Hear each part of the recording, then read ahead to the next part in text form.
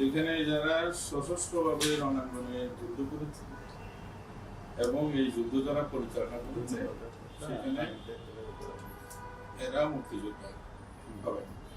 ঠিক একইভাবে মুক্তিযুদ্ধকে সফল করার জন্য নানান ক্ষেত্রে আমাদের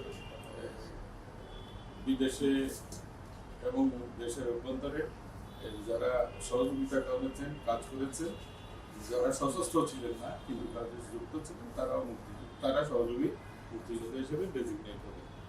এক্ষেত্রে কোনো বিষয়ে আমি সংখ্যাটা কি বলে দেবো?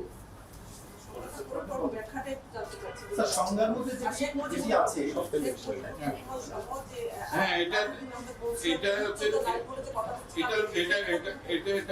এটা সঠিক নয় এই অর্থে যে এখানে সুস্পষ্টভাবে লেখা আছে যে প্রবাসী বাংলাদেশ সরকার, মুজিবনগর সরকার, যেটা মুজিবনগর সরকার লেখা আছে, মুজিবনগর সরকার ও উক্ত সরকার কর্তৃক স্বীকৃত অন্যান্য বাহিনী তারা সবাই মুক্তিযোদ্ধা হবে। তার মানে মুজিবনগর সরকার ইটসেলফ এবং তার দ্বারাই স্বীকৃত অন্যান্য সকল বাহিনী যারা সশস্ত্রভাবে যুদ্ধ করেছে তারা সবাই মুক্তিযোদ্ধা হবে। এটাই। তাহলে মুজিবনগর সরকারের মধ্যে কে ছিলেন? শেখ মুজিবুর রহমান ছিলেন, সৈয়দ নজরুল ইসলাম সাহেব ছিলেন, তাজউদ্দিন সাহেব ছিলেন, নজর আলী সাহেব ছিলেন, কামরুজ্জামান সাহেব ছিলেন, খন্দকার মুস্তাক সাহেব ছিলেন। এরা সবাই মুক্তিযোদ্ধা। আর কোনো ব্যক্তি মুক্তিযোদ্ধার সংজ্ঞা যেখানে পরিবর্তন করেছে সেখানে নাকি একটু সাংঘর্ষিক হয়ে গেছে। সরাসরি যারা যুদ্ধ করেছে, যুদ্ধে অংশগ্রহণ করেছে, তারাই এই যুদ্ধটা এই সরকারটা পরিচালনা করেছে। এই সরকারের লেজিটিমেসির বাইরে কাউকে স্বীকৃতি দেওয়া হয়। এই সরকারটাই তখন ছিল বাংলাদেশের স্বীকৃত সরকার, যেটা প্রবাসী সরকার। কিন্তু অর্থটা ওরকম দাঁড়ায় কিনা যে ওরা পরিচালনা করলেও সরাসরি যেহেতু রণাঙ্গনের অংশ নেয়, এটা হয় না, কারণ রণাঙ্গনটা ওনারা পরিচালনা করেছেন। তাইলে তো একই কথা আপনি সেক্টর কমান্ডারদের ব্যাপারে বলতে পারেন। তারা কি যুদ্ধ করে নাই? যুদ্ধ ডিজাইন করেছে, যুদ্ধে কারা যাবে না যাবে সেটা পরিচালনা করেছে। ঠিক একই রকমের মুজিবনগর সরকার তো পুরো যুদ্ধটা পরিচালনা করেছে। মুক্তিযোদ্ধাদের জন্য রেশন কোথা থেকে আসবে, অস্ত্র কোথা থেকে আসবে, এগুলি সব এই সরকার করছে না। তো ফলে এটা তো ঐতিহাসিক সত্য যে এই সরকার পুরো যুদ্ধটা পরিচালনা করেছে। এটা কেমন করে ইতিহাস পরিবর্তন করা যায়? এটা একটা মিসলিডিং হয়েছে নিউজ। এটা আমার মনে হচ্ছে যেন সত্য হয় নাই। আমরা তো এখানে সুস্পষ্টভাবেই বলা আছে সহযোগী যে মুক্তিযুদ্ধের সহযোগী, ওখানেও স্যার মুজিবনগরের একটা বিষয় হতে পারে। ওইটা মুজিবনগরের কর্মচারীরা, ওখানে মুজিবনগর সরকারের অধীনে যে সমস্ত বেতনদারী কর্মচারীরা ছিল তাদেরকে বলা হয়েছে সহযোগী, সরকারকে বলা হয়। জি, ওইটাই স্যার, ওইটাই। আর এমপি এমএলএদের মধ্যে যারা সশস্ত্রভাবে এসে যুদ্ধ করেছে তারাও মুক্তিযোদ্ধা। সর্বাঙ্গীনভাবে এইটাকে এই মর্যাদাশীল করা হয়েছে। এটা এই নয় যে যারা সহযোগী মুক্তিযোদ্ধা হবে তারা মর্যাদা ক্ষুণ্ণ হয়েছে, এটা মোটেও না। কারণ ওই অবদানও অসাধারণ এবং সেভাবেই ওনাদেরকে সম্মানিত করা হচ্ছে কে কি ধরনের ভূমিকাতে সেই সময় অংশগ্রহণ করেছিলেন। এই ক্ষেত্রে সুবিধাদি রাষ্ট্র কর্তৃক প্রদত্ত ভাতা ইত্যাদি নানান সুবিধার ক্ষেত্রেও কোনো বৈষম্য নাই, সবাই সমান। মুক্তিযোদ্ধা, সহযোগী মুক্তিযোদ্ধা, এখানে যে সম্মান, রাষ্ট্রীয় সুযোগ সুবিধা, সেগুলো সমান। স্যার, যেটা বলা হচ্ছে যে এই বঙ্গবন্ধু এবং জাতীয় চার নেতার সময় এবং যেটা বললেন যে এরা সরাসরি মুজিবনগর সরকারে ছিল, এদের নেতৃত্বে যুদ্ধ হয়েছে, এরা যুদ্ধের সাথে বিবেচিত। কিন্তু এই যে 400 মুক্তিযোদ্ধা যারা হচ্ছে 70-এর নির্বাচনে গণপরিষদে ছিল, এরা সহযোগী। যারা যুদ্ধ করে নাই তারা কি করে হইতে পারে? এটা যারা মুক্তিযুদ্ধের কারণে ওই ভারতে গেছে, নানা রকমের কাজে তারা এনগেজ ছিল, সেখানে হয়তো সে কেউ স্বাধীন বাংলা বেতার কেন্দ্রে, তারপরে কূটনৈতিক এবং আদার অন্যান্য কাজ ছিল, তারা সহযোগিতা করেছে। তারা তো রণাঙ্গনে এসে তো লড়াই করে না। আমি বলতে চাচ্ছি মুক্তিযুদ্ধের সংগঠনগুলোর সাথে আমরা যখন অনেক কটা সিরিজ মিটিং করেছি এই সমস্ত সংগঠনগুলোর সাথে, তাদের সবারই দাবি এইটা শুধু আমরা নতুন করে প্রবর্তন করি নাই। এটা 2-তে ছিল, 72-এ ছিল, এই সেম এই যে সংখ্যাটা আমরা এখন দিলাম এটা সেম ছিল, এটা পরিবর্তন করেছে 2018-তে এসে এই সংখ্যাটাকে চেঞ্জ করেছে, 2022-এ এসে চেঞ্জ করেছে, দুইবার চেঞ্জ হয়েছে। এখন আমরা সেটাকে আবার ওই যে 72-এর সময় যে সংখ্যাটা ছিল তখন ওই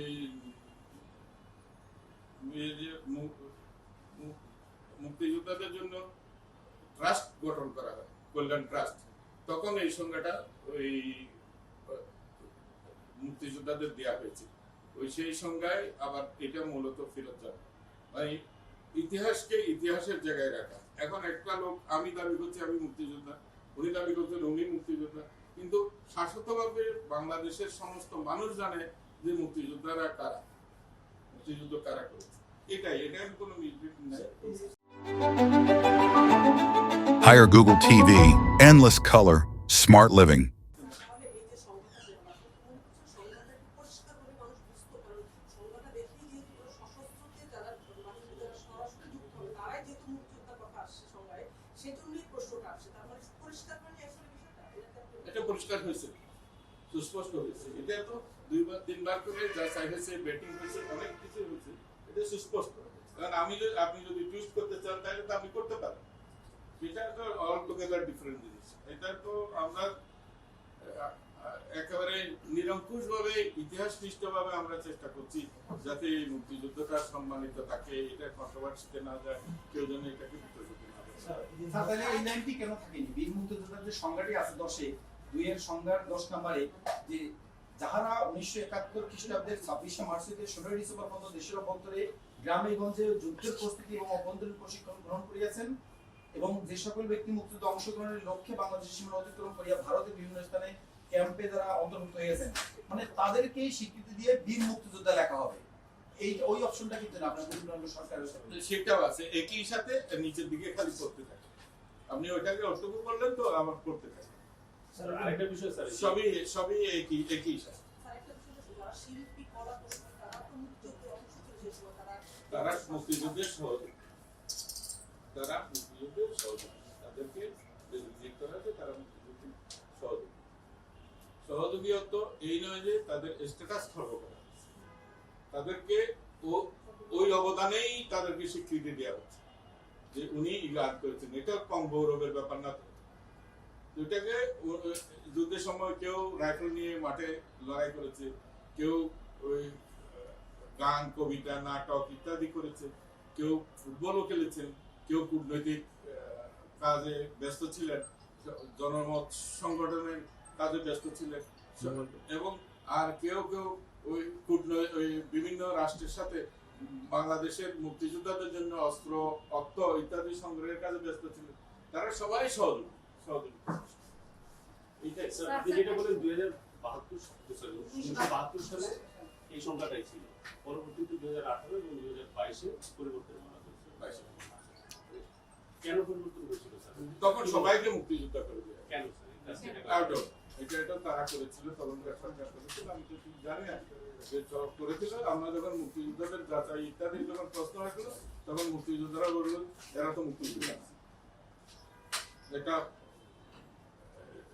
ডিফারেন্স অফ ওপিনিয়ন হয়, এবং প্রায় সব সংগঠনেই বললো যে মুক্তিযোদ্ধার সংখ্যা আগে যেটা ছিল সেটাই সঠিক ছিল, ওইখানেই ছিল। স্যার আপনি একটা বলেছিলেন যে হচ্ছে যারা মুক্তিযুদ্ধ না হয়েও স্বীকৃতি নিয়েছে কিংবা সার্টিফিকেট নিয়েছে তাদেরকে সেটা হচ্ছে ফিরে দেওয়ার কথা, মানে উইথড্র করার কথা বলেছিলেন, নাহলে শাস্তিমূলক ব্যবস্থা নেওয়া হবে এরকম বলেছিলেন বেশ কিছুদিন আগে। তো স্যার সেটার আপডেট কি, কতজন এইরকম আসছে আমাদের কাছে বেশ কিছু, আমি সংখ্যাটা আপনাদের সাথে বলবো না এবং তাদের নামও ডিসক্লোজ করবো, সোজা সামাজিকভাবে তারা ডিগ্রেড হবে, এটা এখন উচিত না। আর একটা আমাদের ইচ্ছা আছে এই অধ্যাদেশটা হয়ে যাওয়ার পরে মুক্তিযোদ্ধাদের সংগঠন সংসদটাও পুনর্গঠন হচ্ছে, তখন আমরা যাচাই বাছাইতে যখন যাবো তখন একটা ইন্ডিমিউনিটি সরকারের দেওয়ার ইচ্ছা আছে, যারা মুক্তিযোদ্ধা হয়েও যারা মুক্তিযোদ্ধা তালিকাভুক্ত হয়েছে তারা যেন চলে। ইতিমধ্যে অনেকে অনেক কোনো পরিসংখ্যানগত বিষয় না নিয়েও নানা রকমের সংবাদ ছাপাচ্ছে, এতজন মুক্তিযোদ্ধা ভুয়া আছে, এটা আছে সেটা আছে, সেরকম আমরা বলতে চাই না। আমরা একেবারে নিয়মনিষ্ঠ আইনবিধি ভাবে যাচাই বাছাই করে আমরা বলবো, এবং সেইভাবে আমরা কার্য পদ্ধতিগুলো নিরূপণ করছি। হচ্ছে। কিছুদিন আগে আপনারা দেখেছেন গত 3 দিন আগে বোধহয় কুমিল্লায় এরকম একটা অভিযোগের ভিত্তিতে জাতীয় মুক্তিযোদ্ধা কাউন্সিল গেছিল। তারা সেখানে শুধু আকুল মাহমুদ নয় আর অনেক মুক্তিযোদ্ধা, এখন কেউ কেউ ওই স্বপ্রণোদিত বা মিথ্যা তথ্য দিচ্ছে যে এরা মুক্তিযোদ্ধা না, সেটা আমাদেরকে কনফিউজ করছে বেশি। তো আমরা যেটা মুক্তিযোদ্ধাদের তালিকা যেটা আছে সেখানে আমরা একটা ফর্ম দিয়ে দিয়েছি যে কারো বিষয়ে যদি কারো কোনো আপত্তি থাকে কোনো মুক্তিযোদ্ধার ব্যাপারে, তারা যেন সেই ফর্মটা ফিল আপ করে মন্ত্রণালয়ে জমা দেয় অথবা জেলা প্রশাসনে জমা দিলে আমরা ওইগুলিকে জাতীয় মুক্তিযোদ্ধা কাউন্সিল দ্বারা আমরা যাচাই করব। যাচাই করে আমরা একটা সত্যনিষ্ঠ তালিকার কাছাকাছি যেতে চাই। এটা অনেক মামলা মোকদ্দমা আছে এখনো পর্যন্ত। আজকে 4 মাস ধরে জাতীয় মুক্তিযোদ্ধা কাউন্সিল নভেম্বরে গঠিত হয়েছে, সেই থেকে তারা এখন শুধু কোর্ট থেকে রিট হয়ে যে সমস্ত মামলাগুলো আসছে মুক্তিযোদ্ধা হওয়ার জন্য ওগুলি নিষ্পত্তি করছে, এবং সেখানে প্রায় দেখা যাচ্ছে 60 থেকে 70% হচ্ছে মিথ্যা। তো এটাতে অনেক বয়স কম সেরকম লোক মুক্তিযোদ্ধা হয়েছে, আমরা অনেক অনেক নমুনা পাচ্ছি। এগুলি তো যখন একত্রে হবে তখন হয়তো আপনাদেরকে একটা প্যাটার্ন এটা বুঝাইতে হবে। তবে প্রচেষ্টাটা হচ্ছে যে মুক্তিযোদ্ধাদের যে তালিকাটা আছে সেটাকে যতটুকু সম্ভব আমরা যারা মুক্তিযুদ্ধ করে নাই তালিকায় যুক্ত হয়েছে তাদের থেকে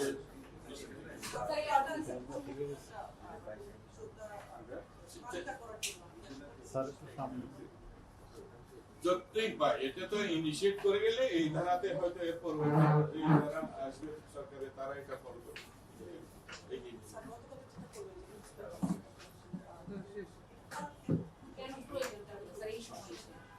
এই সময় এসে যখন মুক্তিযোদ্ধাদের বিষয়ে এটা আমি একবার পেমেন্ট করেছি, এবার বলে ফেলেছি, সেকেন্ড টাইম বলতে হচ্ছে।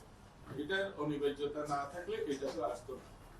এটা অনিবার্যতা এটাই আছে যে একটা হলো ইতিহাসের একটা বস্তুনিষ্ঠতা, এটাকে প্রতিস্থাপন করা। এটা আমাদের অত্যন্ত গৌরবের সময় মুক্তিযুদ্ধ, এর চাইতে গৌরব এই জাতির জন্য আর হয় নাই। এটা স্বাধীনতার সংগ্রামে বহু লক্ষ মানুষ এখানে জীবন দিয়েছে, এবং এটা অমোচনীয় একটা গৌরব এই জাতির জন্য। এটা একটা রাষ্ট্র গঠন করেছে এদের ত্যাগের বিনিময়ে।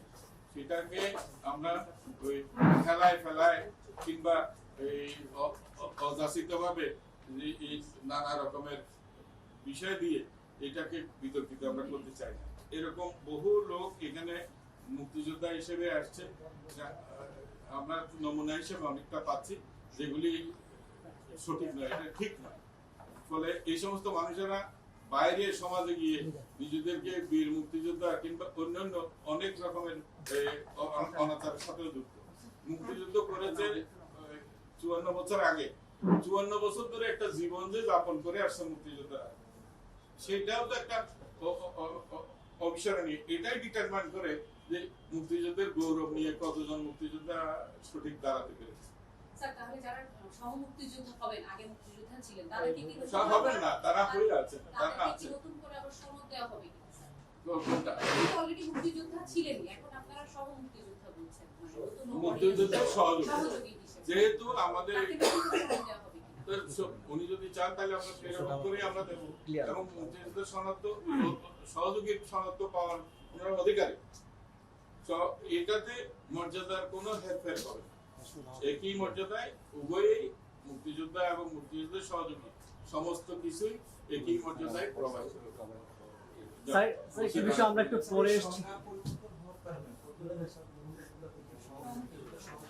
এটা এখন তাৎক্ষণিক তো বলতে পারবো না, কারণ এটা তো বিশ্লেষণ ব্যাপারে যে আমরা যখন তালিকা যাচাই করতে যাব তখন এটা নিরূপণ করা যাবে। একটা বিষয় একটু আমরা পরে এসেছি, পরিষ্কার করেন। আপনারা যে অর্ডিন্যান্স করেছেন সেখানে বলেছেন যে মুজিবনগর সরকারের MNA MPA যারা ছিলেন তারা সহযোগী মুক্তিযোদ্ধা হিসেবে বিবেচিত হবেন। সেখানে বঙ্গবন্ধু কিংবা জাতীয় 4 নেতা তারাও MNA MPA কেউ কেউ ছিলেন, অনেকে 4 শতাধিক ছিলেন। ওইটা সরকারকে ডিটাইন করা হয়েছে, আগে থেকেই সরকারকে আমরা সুনির্দিষ্ট করে দিয়েছি। মুজিবনগর সরকার মুজিবনগর সরকারের সাথে যুক্ত কিংবা বাইরে, এটা তো লেজিটিমেট একটা, অনেক এমপিরাও ছিল এমপিদের মধ্যে অনেকে দেশের ভিতরে এসে যুদ্ধ করেছে, তো অনেক এমপি আসে আবার পাকিস্তানিদের সাথেও যুক্ত হয়েছে। এটা আরো অনেক ইতিহাস আছে এইসব বিষয়ে। তো যারা ওইখানে মুজিবনগর সরকারের সাথে সম্পৃক্ত থেকে বিভিন্ন কাজে যারা যুক্ত ছিলেন তারা সহযোগী মুক্তিযোদ্ধা হবে। সরকার আপনার অর্ডিন্যান্সে কিন্তু পরিষ্কার নেই যে মুজিবনগর সরকারের যে রাষ্ট্রপতি বা অস্থায়ী রাষ্ট্রপতি বা বিভিন্ন মন্ত্রী পদমর্যাদা ছিলেন তারা সহযোগী কিংবা মুক্তিযোদ্ধা থাকবে, পরিষ্কার নেই স্যার। বিষয়টা কনফিউশন হয়েছে আসলে আমার সাথে কনফিউশন, আমি কনফিউশন করলাম না, মানে মেসেজটা আমার তো হওয়ার কথা নয়, কারণ এখানে মুক্তিযুদ্ধ সরকার আছে, প্রবাসী সরকার সুস্পষ্টভাবে লেখা আছে। সরকারটা কাকে দিয়ে গঠিত বলেন? সরকারটা কাদের দিয়ে গঠিত? আপনি যাদের কথা বললেন তাদেরকে দিয়ে সরকারটা গঠিত। এই সরকারে যারা যুক্ত আছিলেন তারা সবাই মুক্তিযোদ্ধা। শেষ। স্যার আমি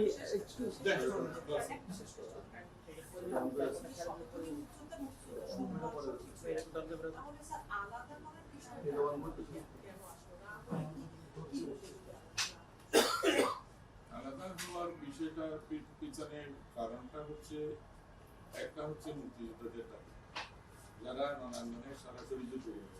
পলিটিক্যাল মুক্তিযুদ্ধ যেগুলো আছে সেগুলোর কথা আমি বলছি না। যারা একদম লড়াই করেছে, এই লড়াইয়েও যুক্ত ছিল গ্রাম বাংলার কৃষক, শ্রমিক এবং সাধারণ।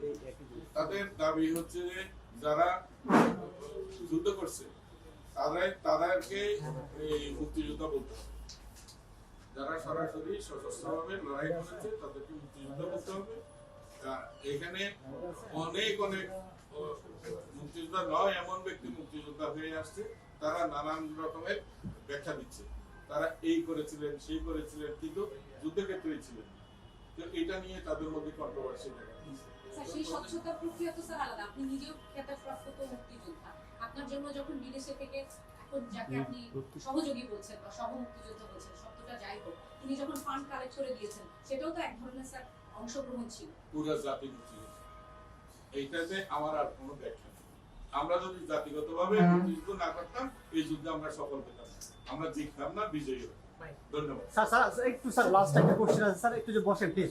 আর যেহেতু অনেক বড় একটা ইস্যু, আমি একই অর্ডিন্যান্সটা বের করেছি। মুক্তিযোদ্ধার যে সংজ্ঞা, সে সংজ্ঞায় কিন্তু বঙ্গবন্ধু পড়েন না, কারণ তিনি সশস্ত্র যুদ্ধ করেননি।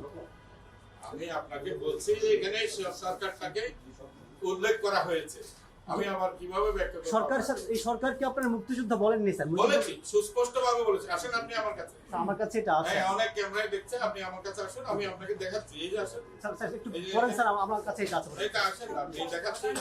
স্যার এই কাইন্ডলি স্যার পড়েন স্যার, আমার কাছে আমি করে দেব। প্লিজ প্লিজ একটু পড়েন। হ্যাঁ, করে দেব। স্যার পড়েন জি। আচ্ছা,